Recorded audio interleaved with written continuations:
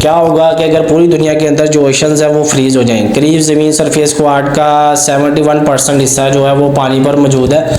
Oceans and seize, क्या होगा कि अगर सारे ओशंस फ्रीज हो जाएं, ऐसे केस में ये होगा कि जो दुनिया की ग्लोबल ट्रेड है वो 80% जो है वो रुक जाएगी, क्योंकि वो शिप्स पर रिलाई करती है, वो रुक जाएगी। और इससे ग्लोबल और जो ऑयल की जो ट्रेड है वो 50% जो है वो ख़त्म हो जाएगी। इससे ग्लोबल इकोनॉमी जो है वो क्रैश कर जाएगी।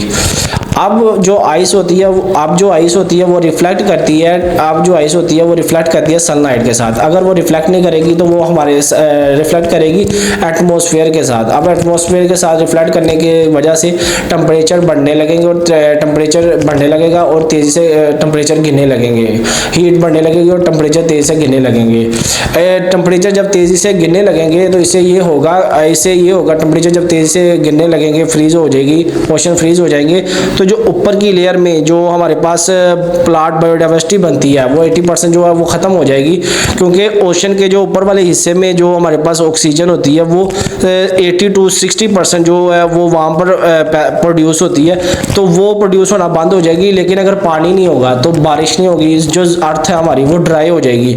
अगर ऐसे केस में ये होता है तो हमारे पास जो हमारा वेपोरेट होगा जो अमल है वो होना बंद हो जाएगा और ज़मीन मुकम्मल तरीके से खुश्क हो जाएगी।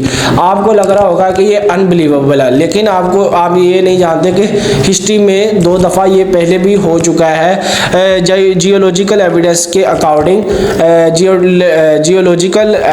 अकॉर्डिंग ये बोला जाता है कि 650 ईयर्स होगो ये चीज़ें पहले भी दोहराई जा चुकी हैं, जब ज़मीन पर सारे ओशंस जो है वो फ्रीज हो गए थे।